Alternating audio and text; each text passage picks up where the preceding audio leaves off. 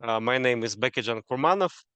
For Bakhyt, I will be your moderator, and also I will present in this session. The session is called Evolving Identities and Power Dynamics in Post-Soviet Kyrgyzstan, from Digital Activism to Decolonial Thought. And today we have 3 exciting speakers, including me. Without further information, let me pass floor to Elvira Isaeva, Minister of Economy and Commerce, Kyrgyz Republic, Ritsumeikan University, who will present her research on leader and peer influence, unraveling the impact of ethical and unethical behaviors on civil servants' motivation in the Kyrgyz Republic. So, Elvira, please go ahead. Thank you.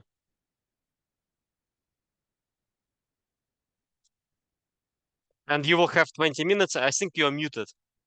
Could you please unmute yourself? And each of the speakers will have 20 minutes. Then we will have a discussion for 30 minutes. Thank you. Hello, esteemed organizers and participants of 10th Annual Life in Kyrgyzstan Conference. Sorry, can you see my presentation? I shared it already. Yes, could you please maybe start it as a slideshow? And yeah. Now it's okay, or I can't? Presenter's view is okay? Видно. Вы можете от второго экрана отключиться? Как отключиться от второго? Нет, у вас ноутбук, я так понимаю, еще один экран подключен, верно? Нет. Нет? Угу. У вас презентация настроена немножко по-другому. То есть ваша презентация будет выходить как не как слайд-шоу, а как докладчик. I understand. Okay. Okay, sorry. That's perfect. Отлично. Yes. So I will begin from the beginning. Then I can't see you. Sorry. Yeah. Now it's okay.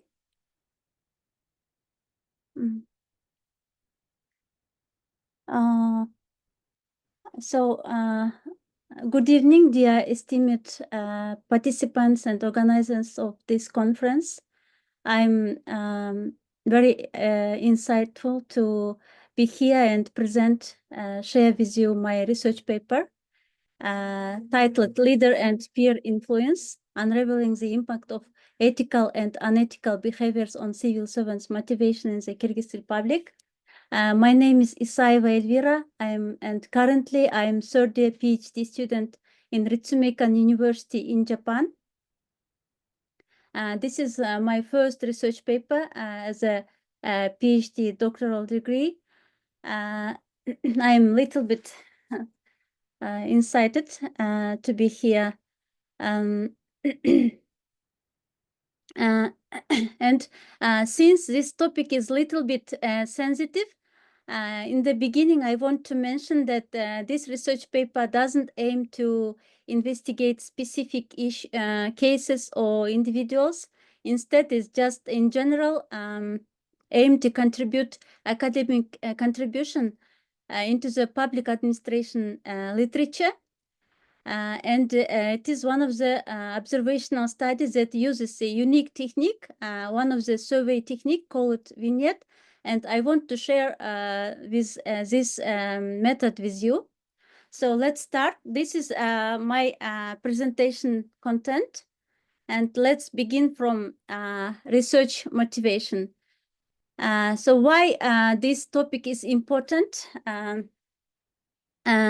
Ethical leadership, ethical behavior of leaders, civil servants is critical for providing quality public services, and there is a growing interest among researchers in this topic. Therefore, there are already many researches, and ethical leadership increases employee commitment, public service motivation, willingness to report unethical behavior of others.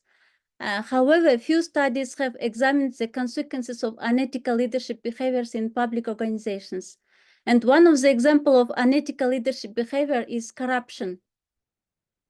Why this topic is for Kyrgyz Republic? Kyrgyz Republic ranked 140th corrupted country out of 180 countries in the 2022 Corruption Perception Index.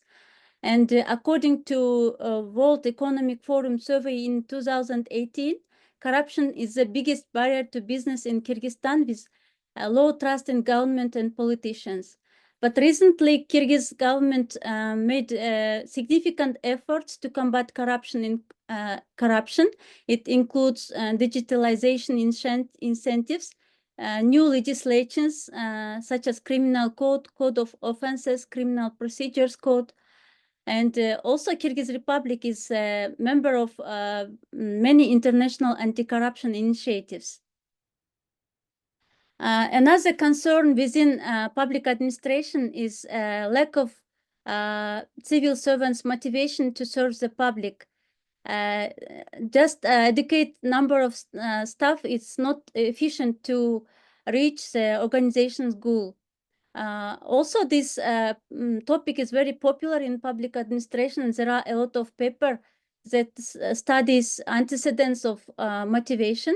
These are job satisfaction, reward satisfaction, organizational structure, and also there are literature that states ethical leadership behavior increases motivation to serve the public. However, almost no empirical examination of the link between unethical leaders' behaviors on civil servants' motivation. This is the main and the first contribution of this research paper. At the second, most of the literature focuses on only one actor, leaders and subordinates relationship. But in this research paper, in addition to leaders' function, we consider the role of peers, colleagues in public organization as other actors who might also influence civil servants' motivation. And this third contribution of this research paper, most of the research, especially concentrated on corruption, like sensitive topic, is concentrated on the cases of developed countries, but we focused on developing countries. And last contribution is we used vignette experiment. It is one of the survey technique where we employ third-person scenario to restrict socially desirable responses, especially on these sensitive topics, especially in public organizations. Civil servants reluctant to reply honestly for sensitive topics that in using traditional survey technique may suffer from response bias. The objective of this research is evaluate how civil servants' motivation to serve the public influenced by leaders and peers' corruption-free behaviors. And let's go to hypothesis section. We developed several hypotheses, and we use social learning theory. Social learning theory suggests that people learn from observing and emulating the attitudes, values, and behavior of role models in their environment. How we connected ethical leadership to public service motivation. According to the literature, ethical leadership increases organizational culture of honesty and build trust within the organization, and therefore supportive atmosphere in this organization and ethical climate in the organization influence to dedication to serve the public in the public organization. Therefore, we propose the following hypothesis. The information of leaders' corruption-free behavior increases civil servants' motivation to serve the public. The next one is we use the same theory, but in this case, unethical leadership behavior. Unethical leadership behavior, according to the literature, when a leader has unethical behavior, civil servants lose trust in the leader as well as in the integrity of the organization, exhibit less commitment to the organization. And also, according to social learning theory, subordinates may learn from role models and emulate leaders' unethical behavior. immoral role model, and it may influence their motivation. The second hypothesis, the information of leaders' corrupt behavior decreases civil servants' motivation to serve public. Up to this point, we talk about leaders' behavior. Now we go to colleagues, peers' influence. Especially in public organizational settings, civil servants spend much of their time with interacting with colleagues, and therefore peers' behavior can serve as a benchmark for assessing suitable conduct through social comparison. How they can influence to each other, so through social interactions, and also observing leaders' behavior can influence to ethical and unethical climate within the organization, and it might influence to their motivation. Therefore, we propose the next hypothesis: the information of peers' corruption-free behavior increases civil servants' motivation, and peers' corrupt behavior decreases civil servants' motivation. In general, it looks like this. And we go to methodology part. Our sample is government employees. Total sample is 1,325 government employees from 23 government organizations, and at least by two characteristics, gender and size, we can claim that our sample represents a target population, and we use the survey platform Qualtrics. As I said before, we use it vignette experiment. I want to explain a little bit about experiment. Vignette experiment is a research method where people are given a short description or scenario and asked how they would react or what they think about it. This helps researchers study people's attitudes, beliefs, or behaviors in specific situations. For example, in traditional survey, I just prepare a simple, very simple example. In traditional survey, for example, we may ask, would you report a colleague who is misusing sick leave? Yes or no question. In vignette experiment, we develop some scenario. For example, one colleague of some organization often calls in sick, but Mike knows that he is not unwell and is using the time off for personal activities. And we ask, if you were Mike, would you inform your manager about this colleague's behavior? So we can conduct this experiment, especially on sensitive questions. In this research paper, I developed this scenario. For example, imagine the following situation. Mr. Bolotbek is a public servant. He is satisfied with his work and salary. Now his office has established several development programs for the country. Thus, civil servants in his office need to work harder than before. And we have two groups, control group and treatment groups. Control group, we didn't provide any information, but for treatment group, we provided that information. For example, Mr. Bolotbek realized that the majority of high-level officials, colleagues in his office have refused to receive informal money or gift from private agents. Here, receive it and receive it, it means corruption-free and corrupt behavior. And the question, how likely do you think that Mr. Bolotbek is motivated to serve the public more? Mr. Bolotbek is just a hypothetical person. So our group, our 1,325 respondents were divided into these groups, control group and 4 treatment groups. In first control group, we didn't provide any information, and for treatment group, we provided set cases where leaders corrupt-free behaviors, and peers corrupt-free behaviors. And respondents were randomly assigned. This is the main result. We run simple regression. As you can see in this table, in 2 cases, when leader received bribery and peer received bribery, our result is negatively significant at 1% level. In next slides, it is very clear that, for example, when hypothesis 1, when leaders refused bribery, it is not significant result, so our hypothesis doesn't support it. And in second case, when leaders received bribery, civil servants' motivation decreased in comparing with no information with a base level. Next one is peers' behavior. When peers refused bribery, again, the result is not significant, and when peers receive it, civil servants' motivation decreased, and our hypothesis for is supported. Also, we ran several subsample analyses. Only one interesting case when related to respondents' generation. Young civil servants, when they provide information, they were provided with information that peers refused bribery, their motivation significantly increased. And at the same time, in contrast, motivation of older respondents decreased. In the case of leader, when leaders have refused bribes, the motivation of older respondents decreased. In conclusion, the knowledge itself that the corrupt actions of both leaders and peers can diminish civil servants' motivation to serve the public, and acknowledging their potential to influence those around them, individuals will like be more careful about the unethical behavior in the future. What we can suggest that implement clear ethical guidelines and standards for behavior at all levels of government.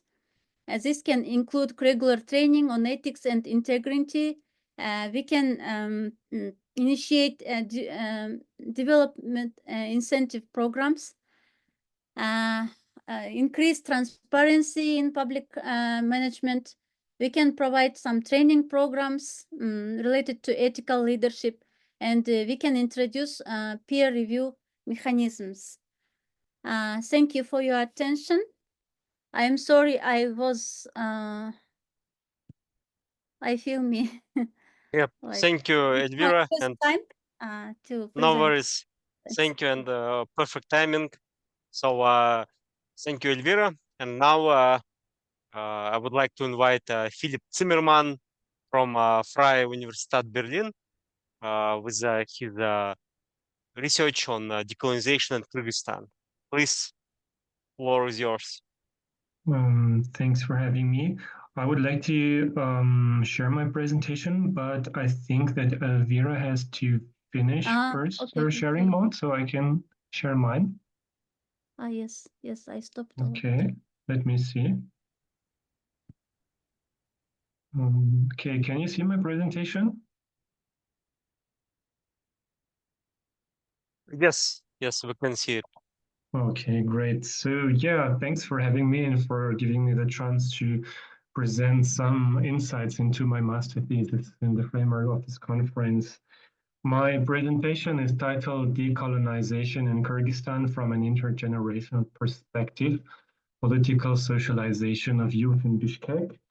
When I talk about decolonization in the context of Kyrgyzstan, I mean the emancipation from Russian economic, political, and cultural domination, a critical re-examination of history and rejection of colonial narratives that Russian and Soviet rule brought civilizational progress to backward Central Asians, and also the undoing of racial hierarchies that claim cultural superiority of Russians and reclaiming pride about Kyrgyz culture and traditions.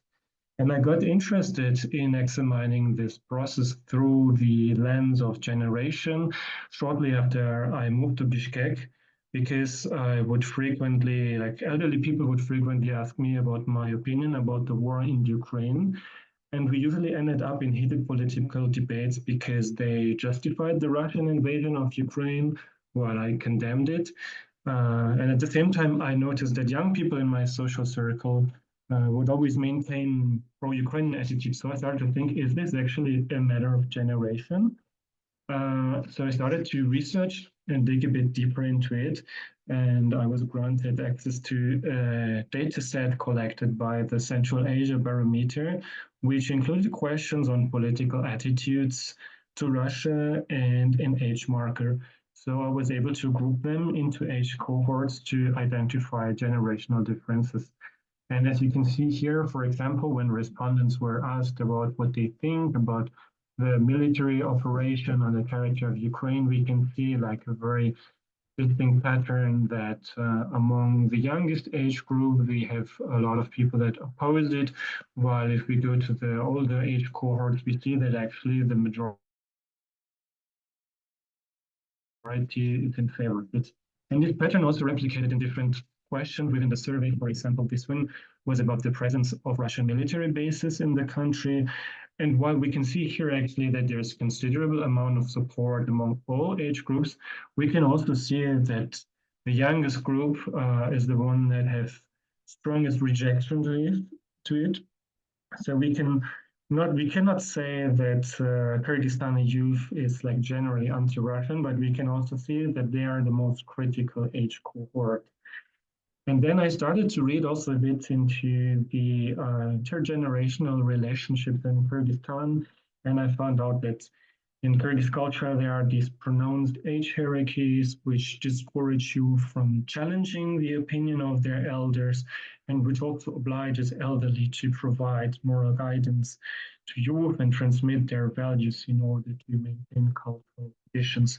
So I was wondering if we have these generational differences, and we have a certain segment of youth that has anti-Russian sentiments. They might have engaged in conflictual intergenerational encounters with their parents during their political socialization. And I wanted to examine this process, and I came up with two research questions.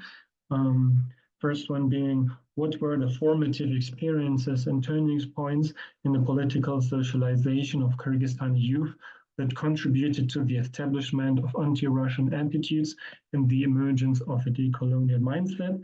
And what was the impact of different socializing agents? And secondly, how are disagreements about decolonization, the war in Ukraine, and Kyrgyzstan's relationship with Russia discussed within the family? And I did so by doing 10 biographical narrative interviews with respondents aged 18 to 29. And all of them were living in Bishkek, but while the majority of them were also born and raised in Bishkek, two of them were from the countryside. And although it was not a selection criterion, all of them were actually in favor of decolonization. Almost all of them maintained anti-Russian sentiments, and 7 respondents reported that at least one part of their parents supported Putin. So even though this was not included into my sampling process, I even found like people where this generational difference was present in the family context. So I think it further substantiates the idea that this is an important topic. So when I started to do the interviews, I was really fascinated of how profoundly the issue of decolonization resonated within the life trajectory of my interviewees, because their generational experiences were characterized usually by a strong feeling of shame and deficiency about their Kyrgyz roots and a strong involvement into Russian pop culture during their childhood and teenage years. And this has changed only recently, and a lot of people told me about their shared generational experience of reclaiming their pride about their Kyrgyz origins and their rejection of Russian political influence in Kyrgyzstan. So I wanted to find out first what was the impact of the parents for this process of assuming political attitudes to Russia. And actually, my respondents assigned a rather marginal role to their parents in that process. Most parents did not actively try to convince their offspring about their pro-Russian attitudes, but instead familiarized their children with pro-Russian narratives passively through their media consumption, because they would expose them to Russian state TV in the family home. For example, my respondent, 29-year-old Malika, told me, during my childhood, like my mom, my parents, even my grandma, we were always looking for these Russian channels, this Russian propaganda, where they showed that, okay, America is not okay, this West countries is not okay, they're not okay. So while some respondents have actually adopted pro-Russian views of their parents during their childhood, they would usually renounce them when they grew older and became more independent. And because there was a lack of political debates in the family form, these pro-Russian worldviews conveyed in TV were not discussed in the family and also not reinforced by the parents. Generally, I notice a disengagement of the parental generation in transmitting their political attitudes, which increased the importance of other socializing agents.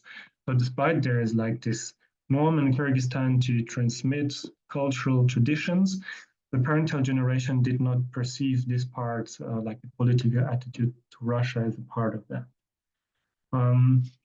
However, I found out that in particular fathers were very concerned in transmitting knowledge of Kyrgyz culture and traditions to their children. However, their attempts of teaching them were rarely met with enthusiasm. For example, 27-year-old Altinai told me, I found it annoying that my father would always talk about like history and family history, and I thought that he's kind of delusional because he's always like, oh, our family is so great and blah, blah. And that's like, because I thought he was super biased, I didn't like that. So I kind of had resentment to our family. And I found out that respondents would often resent their father's attempt to teach them about Kyrgyz culture because of their negative feeling about their Kyrgyz origins, which they had during their childhood. But also, I found it curious that the attitudes of the parental generation are not genuinely colonial in that sense, because although all of them would always look at Soviet Union with nostalgia, and most of them admire the Russian regime, they do not necessarily feel that Kyrgyz culture is inferior to Russian culture, especially those fathers with a strong sense of patriotism. So I went on to also further examine other socializing agents, and I might just briefly touch upon it. For example, in school, it was a highly ambivalent actor about the formation of a decolonial consciousness. Because, for example, while there is a standardized history curriculum, the teachers would always appropriate the narrative and align it with their own experiences and opinions. So, for example, some teachers would make an emphasis on the critical interpretation of history that would focus on atrocities committed by the Russian Empire and the Soviet Union in Kyrgyzstan, while others shared this idea that Russians brought development and progress to the region. So people would leave school with very divergent experiences. Then about university, I had students from AUCA, but also from the Kyrgyz Russian Slavic University within my sample. And for example, students of AUCA, they reported that their studies had a very important impact on their political socialization and that they obtained skills about critical thinking during their studies, which would question them like Russian narratives about history and politics. While students in the Kyrgyz Russian Slavic University said that they were dissatisfied about the academic culture they encountered there, and that's also the reason that they would not pursue further involvement in the Russian culture sphere. Peers were also very important to exchange and further elaborate the meaning of decolonization and to engage in joint group activities evolving around decolonial practice, develop a shared group identity around the topic. Media was frequently mentioned because online media was very important to spread awareness about historical events like Ürkün or also the execution of the Kyrgyz national movement during Stalinism. And lastly, there were also a series of political events that were frequently mentioned. For example, for some, it was already the 2014 events in Ukraine that stimulated a critical thought among them. For some, it was the recent Tajik-Kyrgyz border conflict that triggered some patriotic sentiments, but also anti-Russian attitudes, because Russia was perceived as an ally of Tajikistan. But most importantly, of course, the Russian full-scale invasion of Ukraine that gave an enormous boost to the decolonial movement. For example, as mentioned by Altenay, who's told me, I think this war encouraged me and actually a lot of my friends to start speaking Kyrgyz more often. I think mostly now, whenever I talk about our country, I totally skip the part where we were part of Soviet Union. I skip part that we're kind of close to Russia and we speak Russian. And even when I apply somewhere, I would always write Russian as my first language, but now I write Kyrgyz as my first language, even though I don't speak it freely. So we can see that recently Kyrgyzstani youth sought to dissociate themselves from Russia by speaking Kyrgyz language more frequently. But there was also popularization of a critical historical discourse, which links traumatic historical events in Kyrgyzstan with the present-day war in Ukraine towards a narrative of a shared anti-colonial struggle against Russia. However, most importantly was not the war itself in Ukraine, but the recent arrival of Russian migrants to Kyrgyzstan, which has significantly downgraded the image of Russia among them, because many Kyrgyz youth noticed colonial attitudes among the so-called Ferukanti, who would sometimes treat locals in a disrespectful manner and also think about themselves as bringing development and civilizational advancement to a backward place and thereby replicating colonial modes of thought. And Kyrgyzstani youth would notice these attitudes and criticize such behavior and also become more aware about the persistence of these colonial ideas and about Central Asia, which persist in the Russian society. So I thought to also outline a bit these decolonial turning points when people became more conscious about the topic, and some respondents described how this issue became generally more influential in society and then also gradually changed their political attitudes towards Russia and also their feelings about being Kyrgyz. But there were some people that recounted far-reaching biographical events which had a profound impact on their decolonial consciousness. And while some of these stories are quite specific, it is also possible to outline some recurring topics. For example, many people would tell me how moving abroad would be had a huge impact because many young people would start to think more consciously about their Kyrgyz roots, as they had to explain to foreigners about their country, what it is, what it means to come from there, which ultimately increased their identification with being Kyrgyz. Many people also mentioned touristic activities like hiking and doing city tours, which would increase their emotional attachment to the lands of Kyrgyzstan while also strengthening a sense of belonging. For some, it was history of education, which provided them with a better understanding of the effects of colonization on their ancestors, but also helped them to restore their self-esteem about being Kyrgyz as they began to understand the meaning of certain traditions. But also there were online culture was mentioned very frequently because it was important for people to assess critical knowledge.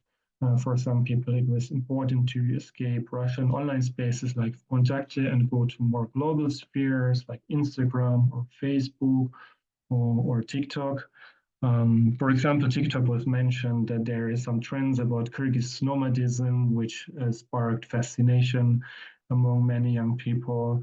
And lastly, I wanted to read out this one experience shared by my youngest interview in Demak because I found it quite original. He told me the reason why I started to think about decolonization, I was trying to make these dubbings for US American cartoons in Russian. But then I realized that there is so much people who want to do dubbing in Russian. So I thought maybe competition, yeah, because Russian dubbing industry is so developed. So I thought that would be really hard to me. And I just realized that if I can't do this in Russian, I should do this in Kyrgyz language. I just tried to make some dubbings in Kyrgyz language, and then I sent these dubbings to my friends, and they sent me a lot of compliments about it. They gave me their support, and then I just, I had my inspiration to continue this, and I started to think that if I want to make this in Kyrgyz language, I should learn Kyrgyz. So this was the story of Intimak, who then, through his hobby of producing voiceovers for these cartoons, met another friend, and they're actually very engaged in producing online content in Kyrgyz language on TikTok, and they say that for them it has a lot of meaning to popularize the use of Kyrgyz language by creating this content. And lastly, I would also like to touch a bit on this intergenerational dynamic, which I examined in this process of decolonization. And I found that when I was analyzing these family debates in my research that the Soviet past and also present-day Russian politics are highly divisive topics for youth and elderly, because both generations would mobilize history in a very selective way to argue for their interpretation of events. For example, elderly would usually focus on their personal experiences of social stability and economic security in the late Soviet Union, while deny repressions. On the other side, youth would focus exclusively on Ürkün and Stalinism and deny any positive contribution of Soviet rule to the development of the country. For example, 23-year-old Begaim outlined the conflict in her family like this. My parents are, we call them Vatniki. They love Vladimir Putin. They are pro-Russians. I had a big fight with my father because Russia colonized us. His mother suffered from that, and he just never understood. And he said he was raised in Soviet Union, and he's proud of that they had an ideology. And now there's no any ideology in our community, and we are following this United States propaganda, and we don't understand anything. So we had a big fight, and I stopped talking to him for 3 months. So we can see that there are those heated debates which do not facilitate any kind of intergenerational understanding, because there are those irreconcilable attitudes towards Russia and contradicting interpretations of history. So in that sense, decolonization is a source of intergenerational conflict. But in the same sense, I also found that this recent process of decolonization has a potential for intergenerational reconciliation, because nowadays there is a societal consensus about the necessity to popularize Kyrgyz language and embrace Kyrgyz culture, which has the potential to bring the generations together. For example, many of my respondents were annoyed about their father's insistence to instill patriotic sentiments into them during their childhood. But now, when they had their decolonial awakening, they started to appreciate this knowledge that they obtained from their family about Kyrgyz culture. And also recently, a lot of Kyrgyzstani youth started to approach their parents to inquire about their family history and their ancestral roots, which in many cases improved their relationship.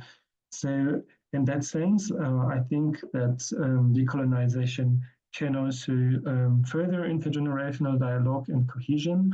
And I want to close with that quote of 22-year-old Batyur, who told me, even though I was afraid of my father, and despite that we were distant, he participated in my upbringing, and his attempts to educate me about Kyrgyz traditions have been preserved in my memory. I didn't take them seriously. I didn't think about them that deeply.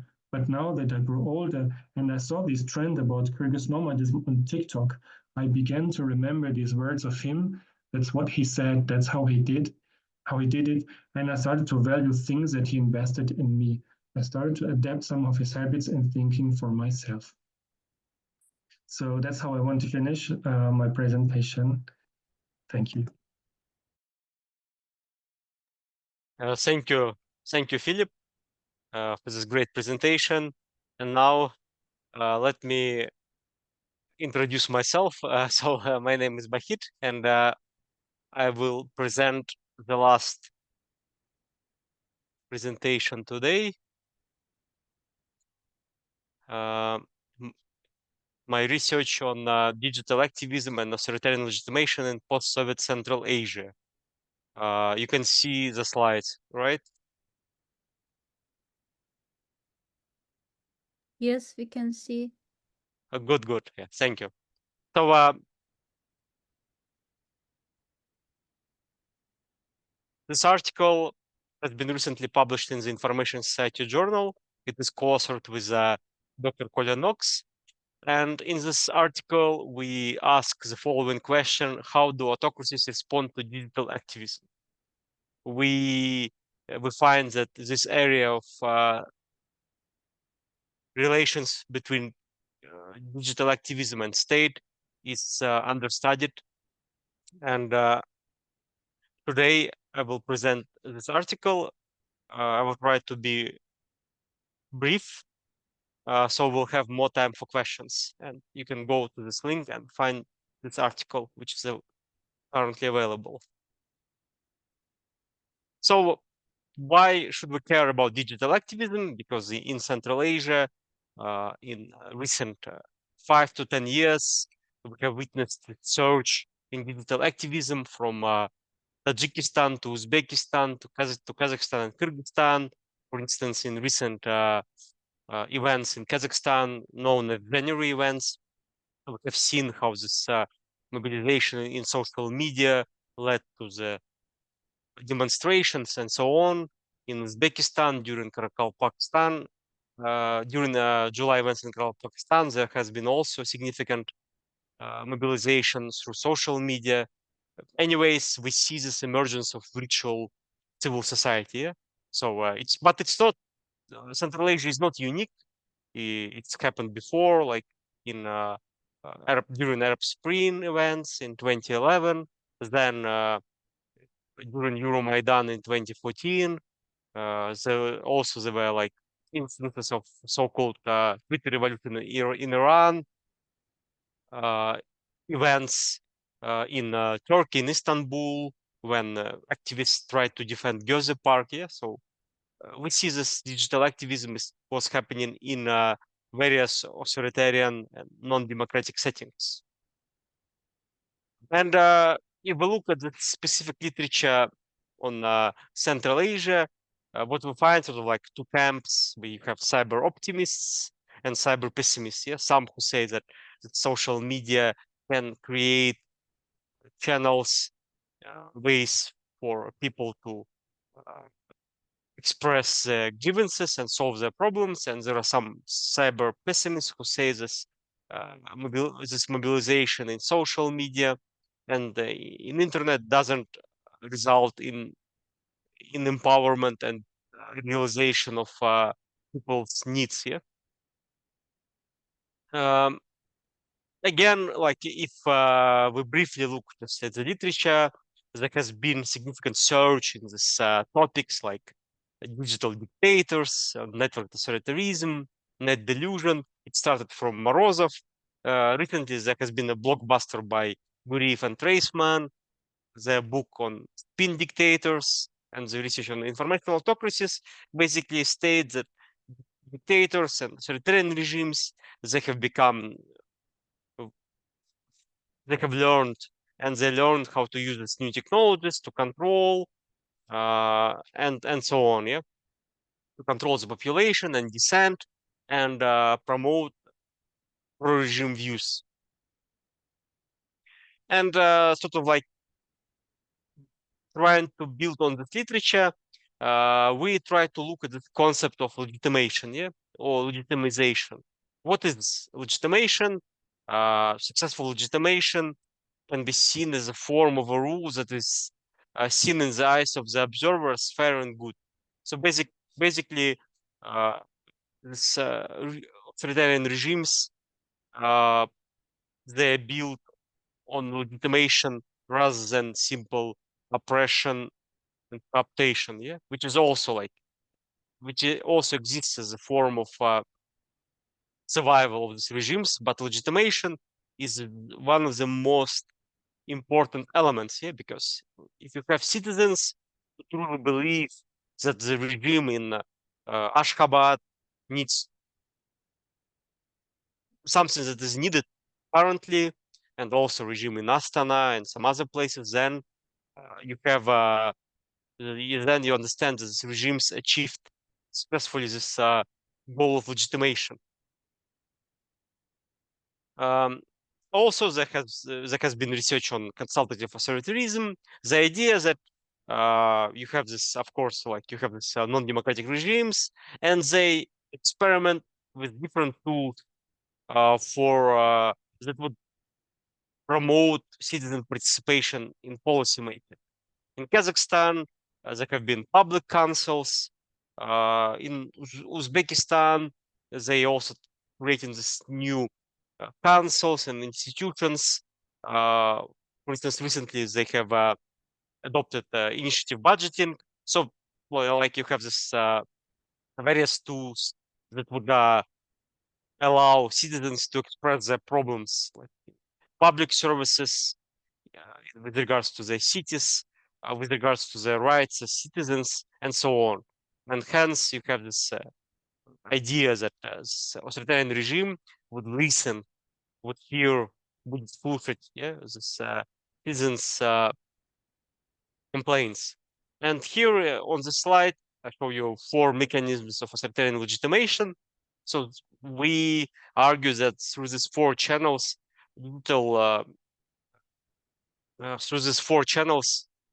autocracies in Central Asia are able to utilize digital activism to ultimately support regimes rather than destroy those regimes. Yeah, and this 4 channels is limited participation, outputs legitimation, regime discourse, and targeted repression. And they are not mutually exclusive. So this research is based on my dissertation, and specifically this article is based on 33 interviews with digital activists and state officials in Uzbekistan and Tajikistan. So yeah, I will like if we look at Uzbekistan, just to provide a brief background that you know that in Uzbekistan since 2016, Mirziyoyev has promoted so-called liberalization reforms, building of this new Uzbekistan, the now Uzbekistan reforms, and Mirziyoyev himself spoke when he spoke in July 2023. He said that now every executive body, before making a decision, will think 10 times. How will this decision of mine be assessed in the media? What will bloggers say? The only thing I ask is that the media and bloggers be fair and tell the truth. And then this will have a positive impact on our reforms. So the idea is that we encourage bloggers and citizens to, to, to tell the truth. Again, that would have a positive impact on our reforms. So basically here, we also see that the president is hinting that it's not just like criticism for criticism, but it's needed for like sort of like a performance. And during interviews with digital activists and state officials, you see this sense of optimism among digital activists who say that during previous regime, during Karimov times, they would expect to be punished somehow for expressing their opinion. But now, under Mirziyoyev, they can provide their expertise on economic reforms, on other areas, and state would consider their input, so to speak. So sort of we see this a channel of limited participation. However, this input would be considered only to a certain degree once the grievances of citizens would contest the vested interests of elite, then it becomes a problem. One of the cases that we discuss in this article is that this struggle between private home owners associations in Tashkent against this intrusion of management companies. So long story short, Hakim of Tashkent city wanted to impose private companies that would run various condominiums. But before, like this decision was actually not constitutional and was not supported by Uzbekistani law. It was sort of like it was an initiative promoted by local authorities. And then citizens started to complain that they don't want their houses to join these management companies. They already have this self they have this self-organized associations, private homeowners associations. In any ways, they protested, but the process continued of imposition of management companies, and this this case illuminates the problems of sort of like limited outputs legitimation. So citizens, they can present their input, and the regime uses it in a way that supports its survival, but not in a way that would really be meaningful to those citizens and activists. And again, through interviews with digital activists, we also saw that first of all, the activists themselves, they would promote this regime discourse. So this complex relations that strategy by authoritarian regime would work out in a way that activists would actively promote pro-government narratives, and targeted repression would also signal what can be discussed and what cannot be discussed, and it would be used in such a way that those activists who would criticize the president, they would be jailed or fined, while other activists who would be critical but in a very balanced way that promotes government, then they would be encouraged. And this strategy would promote this legitimation of this new regime in Uzbekistan, new Uzbekistan regime.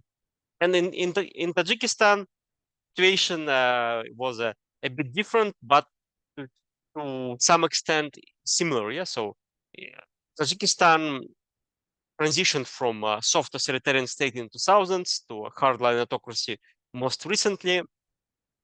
And as a result of this transitioning in Tajikistan, there was a burgeoning digital activist area, field. Also because a lot of Tajikistani citizens work abroad, they have access to social media, and there were various Facebook groups and communities that would discuss issues of corruption and other problems. And what we found in those interviews with digital activists and also state officials, that at some point the input of those Tajik digital activists was considered by the state, but again with significant limitations. For instance, one of the activists said that he was invited in a working group on the development of the concept of e-government in Tajikistan. They listened to his presentation, to his ideas, but in the end of the day, the Tajik government simply took the Russian document, e-government concept developed in Russia, and used it as a basis for development. So in reality, he participated in this so-called process of policy making, but it was meaningless. And when we conducted interviews with with Tajik digital activists, we also saw this.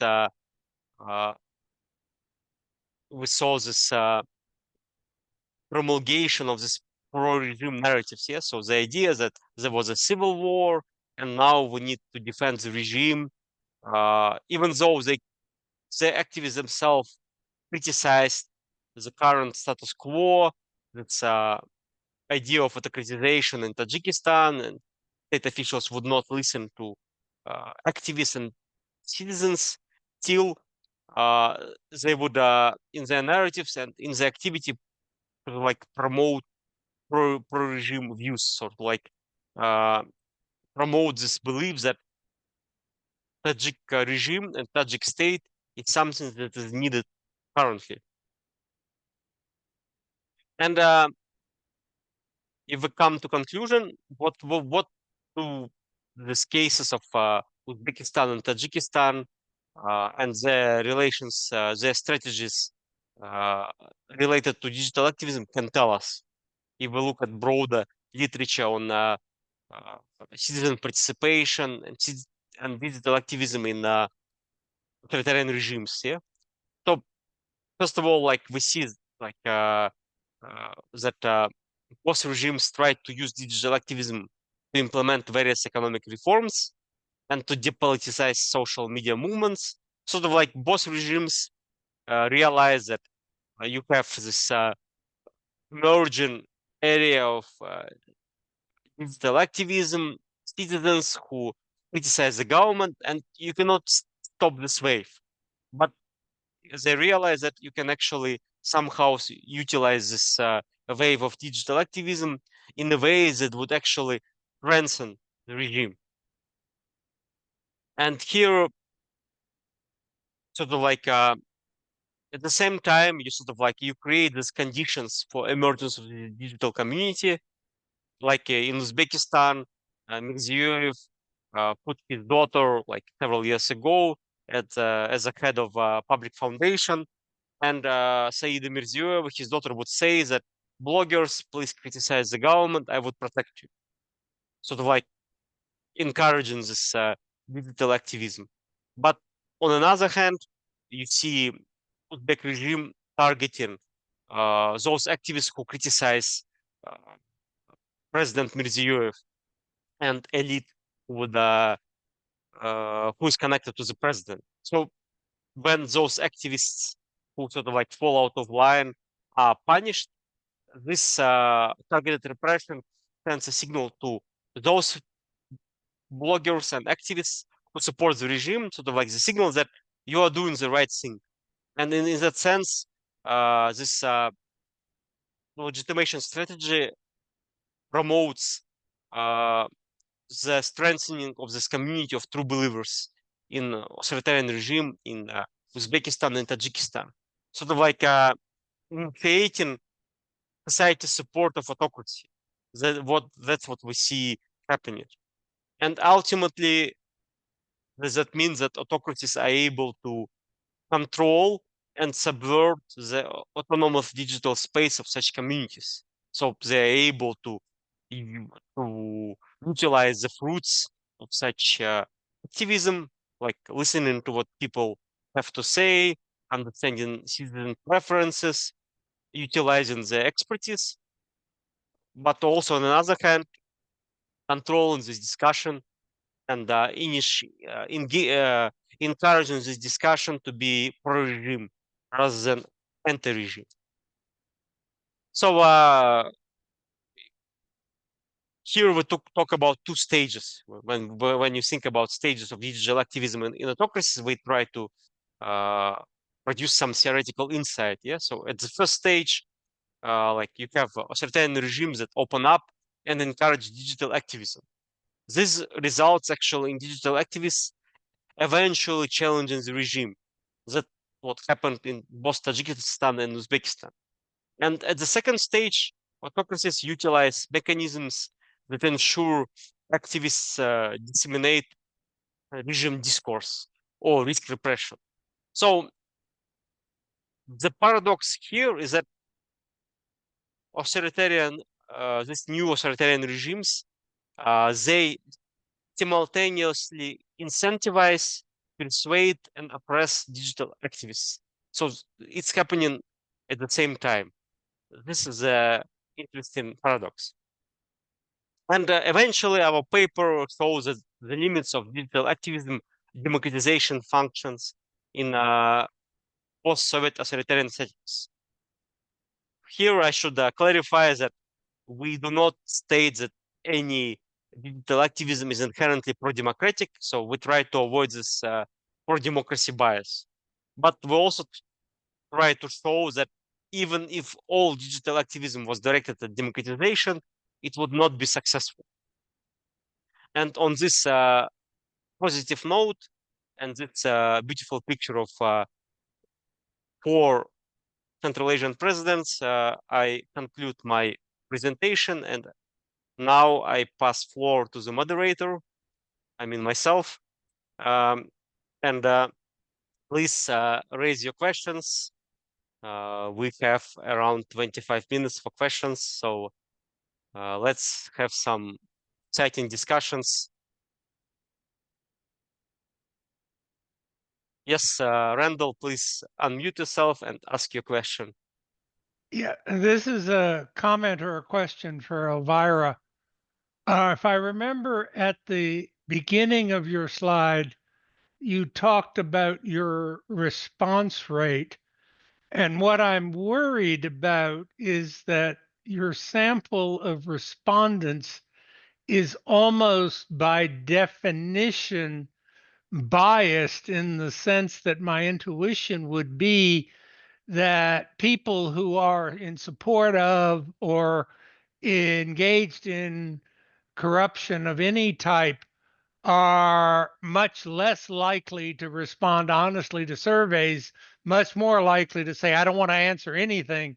So it seems to me like you're going to be undersampling the ones that you're looking for. Have you tried to account for that with some kind of selectivity correction for who did or didn't respond? Thank you for a very good question. Because of the time, I didn't honestly explain my sample size. So response rate is 34%.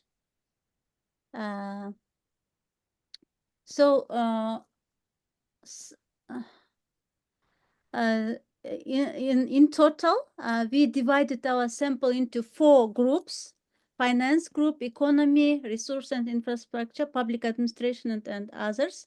And the total population is, for example, in finance sector is 25.7, and sample size is 24.6. And we also try to balance somehow gender, male and female. In this case, at least for size and the gender, we can claim that our sample represents our target population. And regarding the bias, we initially sent the survey to all of the 23 organizations. I don't remember the exact number of government employees in these organizations now, but I have in my research paper. Among them, of course, some of them, they didn't respond, but it doesn't mean that they first look at this like survey and didn't want, but most of them, most of the respondents didn't have time. They didn't just, we couldn't reach individually. It was really difficult. I spent almost 3-4 months. So response rate was 34%. Honestly, I just think you're going to need to prepare that a referee is going to say, well, but corrupt people never answer surveys because they don't want to be caught at anything. So your 66% who didn't respond may not be random. Okay. But how do you think about since this is a sensitive question, we used the vignette experiment. They didn't suspect that this is, so it is that we developed a scenario and just provided some hypothetical person. How do you think it also might help, right? Might help a little, but I think you just need a response to it because you're going to get it. Okay. Okay. Thank you. Thank you. Thank you, Randall, for your question. I see that someone, Phil Shakdar, posted a question in chat, so I will read it. What features of digital activism in Central Asia distinguish it from similar movements in other regions? And how effective are authoritarian governments in neutralizing or manipulating these movements, strengthen their power? Responding to the first part of the question,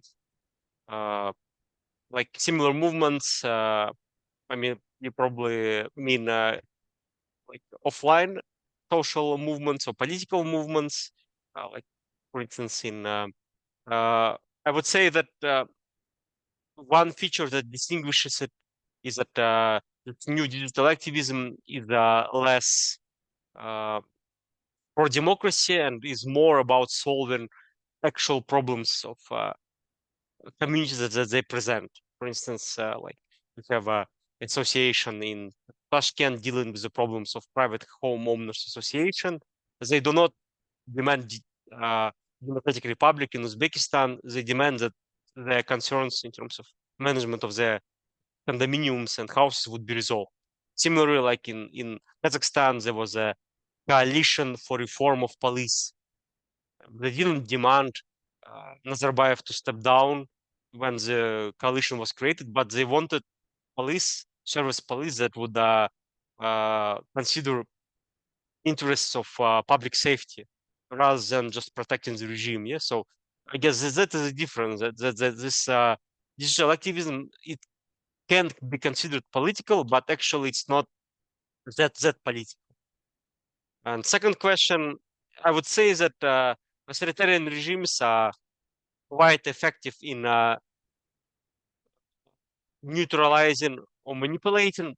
I wouldn't say that it's like manipulation per se, because that would reduce agency of digital activists, yeah, because they do have their own agency when they make these decisions and choose a variety of strategies of how they deal with the regime, yeah. But I would say that authoritarian regimes are very good at utilizing its strategies in channeling, not probably manipulating or forcing, but channeling the digital activism in a way that would benefit the regime. Yeah, so supporting this authoritarian resilience. Yeah, so I think that should be enough. I wouldn't. I think that I should leave space for other questions. So, do you have questions, dear audience? I know it's 7 p.m. in Bishkek, but I think it's a good time to ask a question.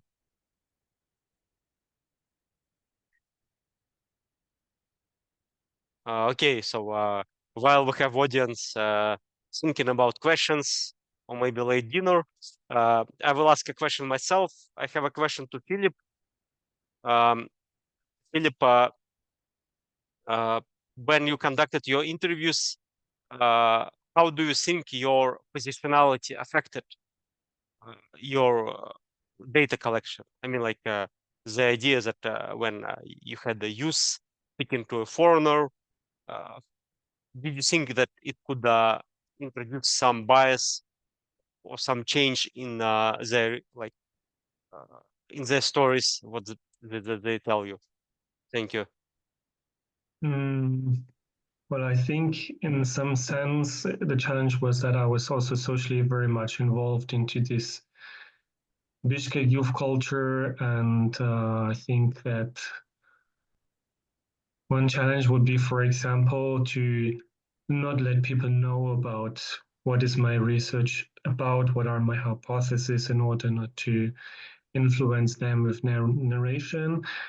So I always had to remain very vague about what's my topic like, and I tried to, like, for example, I would ask them how did they feel about being Kyrgyz throughout their life, and how did that change, starting from their childhood, going to adulthood. And I would never use any terms like decolonization, but they would always come up with that themselves. I would never suggest that being Kyrgyz or the feelings related to being Kyrgyz is in any way related to Russia, but people would always narrate their life trajectory in that way and always would make that point. A part of that, I would think, in general, people were very open-minded. They were very interested. They were, maybe that helps to be a foreigner. And maybe also it helps in that sense that I'm not Kyrgyz, I'm not Russian, I'm in some sense not really involved in that, not directly involved in that colonial relationship. So maybe it helps. Yeah, that's my thoughts. I don't know if you have anything else that you were thinking that might be critical in that regard. So thank you, Philip. Yeah, like because I was teaching also global political economy in a decolonized way in Astana in my previous job. And anyways, we use this text by Timur Dadabayev on decolonization in Central Asia. And in that sense, like decolonization was understood not just being sort of like deconstructing Russian and Soviet past, but also deconstructing the influence of globalization, US and the West. So in that sense, like when you were asking them about the decolonial attitudes, did you ask or prop up any discussions on the criticism of the West? And for me, like this recent war of Israel against Palestine could be like an interesting discussion because obviously like US supports Israel, and in that sense, like were there any discussion of these events? Mm, so yeah, I mean, in the way that I formulated the question, as I explained, it didn't hint at Russia in any way, but it was very rare that respondents would bring up the topic of the West. It was some respondents would also kind of critically position themselves to the West in the sense that they want to rather promote their Central Asian identity and they don't need to travel to Europe or to Berlin to grow mentally. They would be very emancipatory in a way that they see themselves in the future rather in, yeah, like connecting themselves with the region, with Uzbekistan, with Kazakhstan. But it was not in any sense like a strong criticism of Western colonialism, even a rejection in the sense that I remember one respondent was pointing out that she was like criticized that her anti-colonial attitude is too much focused on Russia and that she would kind of reject it, saying that the West doesn't colonize us and we are fine to speak English. Like I reject Russian language, but I can speak English because we don't have such painful historical relationship with Great Britain, for example, as other countries. Thank you, Philip. I think Elvira has a question, please. Yes, I have a question for Philip. Thank you very much for presenters. Very insightful and interesting presentations. I enjoyed to be here. So very simple question, Philip. I think maybe I skip or you didn't mention what is your sample size? How many respondents did you interview? And as I understand, you interviewed in English or in Russian? And also, how do you think your sample represents whom? Bishkek citizens or like, what is your opinion about this concern?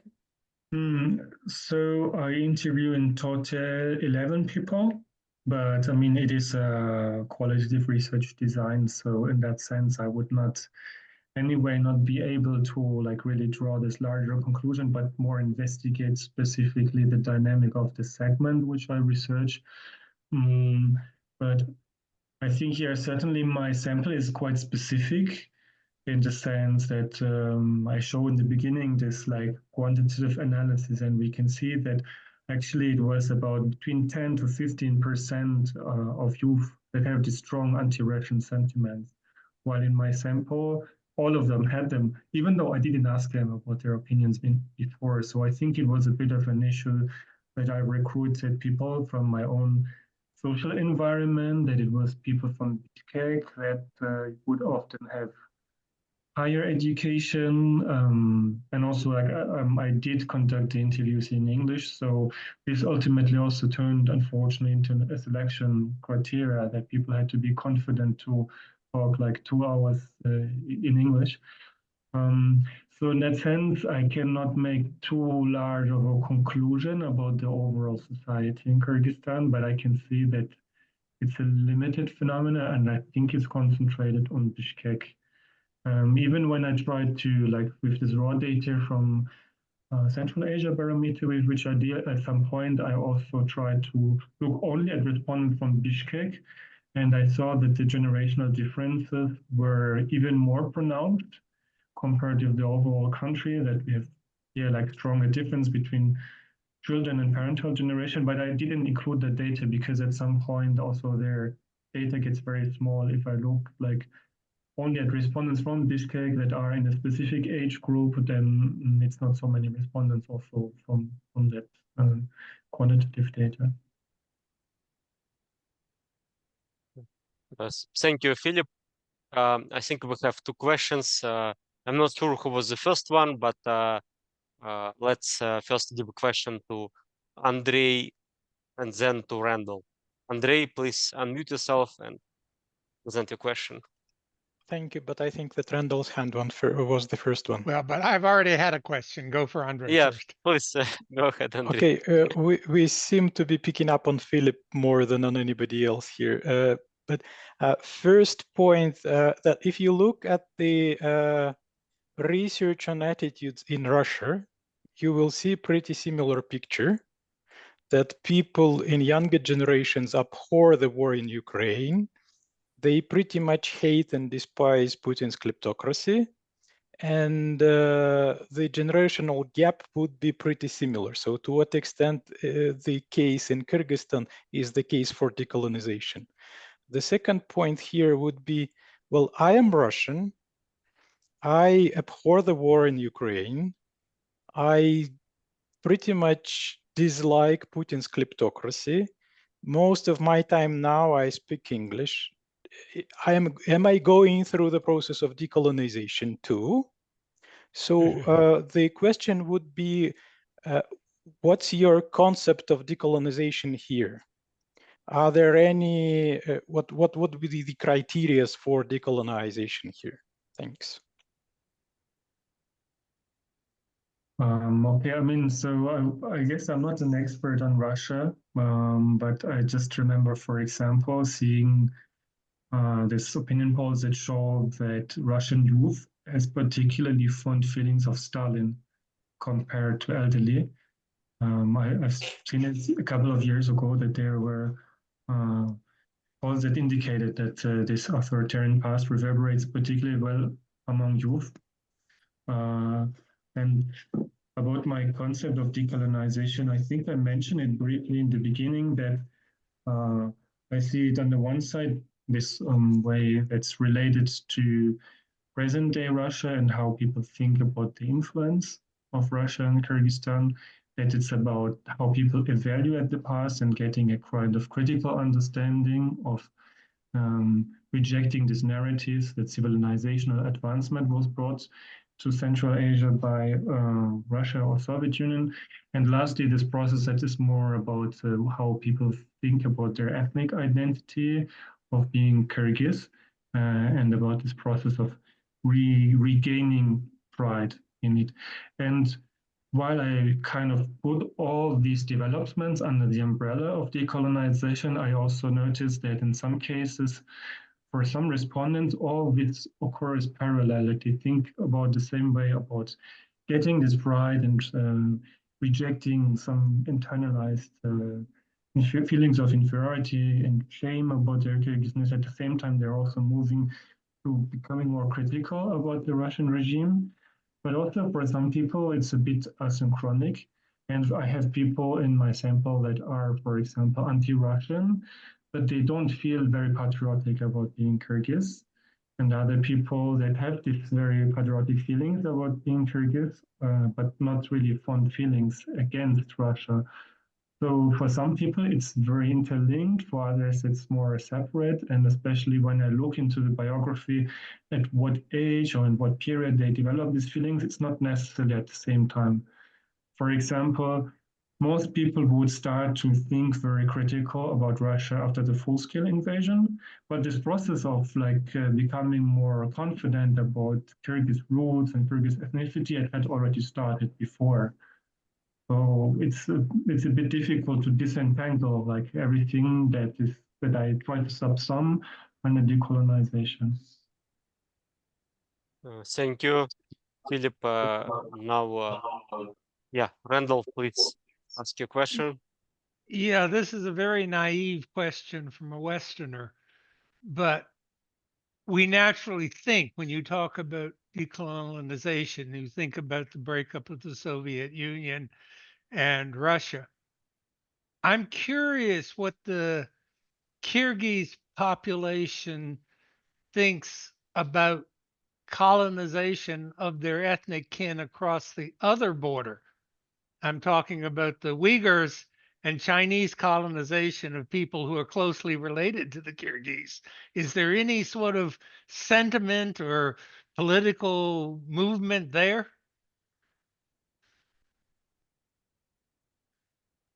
Is it a question to me? Because I'm afraid that I Yeah. cannot answer it. I think it's it's a question to everyone. all of us, Yeah, like To the all of you. discussion. Yeah. I can just say it was mentioned in one of my interviews, like China was mentioned as an actor, but a part of that, it was not really a topic. But I I remember was just seeing, curious. I remember also seeing opinion polls where people were asked to what extent they are concerned about the situation of Uyghurs in China.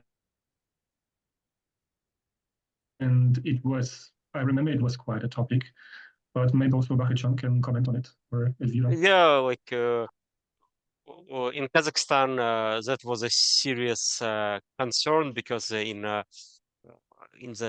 western region of China, there are also a lot of Kazakhs who live there, and some of them were reportedly and allegedly sent to those camps for education, and there was some activism and also some small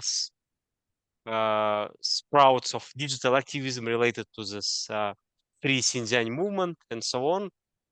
But at some point, the Kazakh government actually stopped these movements, and now this topic is not discussed in Kazakhstan, even though it was in the agenda like several years ago. But Okay, thank you. now, yeah, now it's let's say avoided or neglected. Yeah.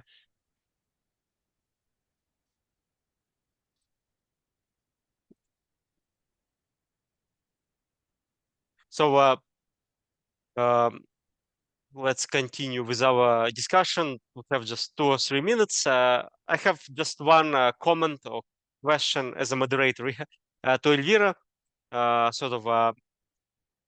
I was thinking, like, do you think that maybe education or it's like experiential exposure could affect this ethical behavior? So in a sense, like that, like in Kazakhstan, they sent a lot of people abroad to study under Bolshak scholarship, as a government scholarship, and the idea was that those Western educated officials would not take bribes. Unfortunately, as we saw in the case of Bishimbayev and other officials, that they didn't help. But my question to you, in your experiment, did you include questions on education, sort of like local, Russian, Western, and do you think that education could have an impact or explanatory power in terms of this unethical behavior? Thank you. Thank you so much. It's also an interesting question. So I asked in my survey the background information. I asked the education level of respondents, but the answer was the same, high. But in government, all government employees' education almost the same level. So I cannot conclude in this term, but in my personal opinion, I agree. I think that the civil servants' education is very impactful to behavior, their behavior, especially in considering ethical conduct. So, for example, in my experience, even while I'm in Japan, so environment matters. You learn from environment. Even, for example, when I lost my phone, no one take it. So from childhood, they teach the ethical behavior, and even just acknowledging. Maybe if you do not talk and discuss this topic, maybe it's not like I think main idea, right? But when we raise this question and discuss and just give knowledge that this may influence to some other people, I think it will help civil servants to be more educated and more positively behave. And of course, training programs, educations, I think definitely will influence the ethical behavior of civil servants. Yeah. Thank you, Elvira. And I think that with this really positive idea that corruption could be eradicated in Central Asia with some good education, we can conclude this session that was very hopefully insightful in the sense that we looked at civil servants, digital activists, and youth in Central Asia in various areas. And thank you, Elvira, for your presentation of your exciting research, and Philip also myself, yeah. And Yeah, thank you so much. yeah, thank you. And I think, like, I believe we don't have any more questions. We can finish and conclude the session. So thank you and goodbye.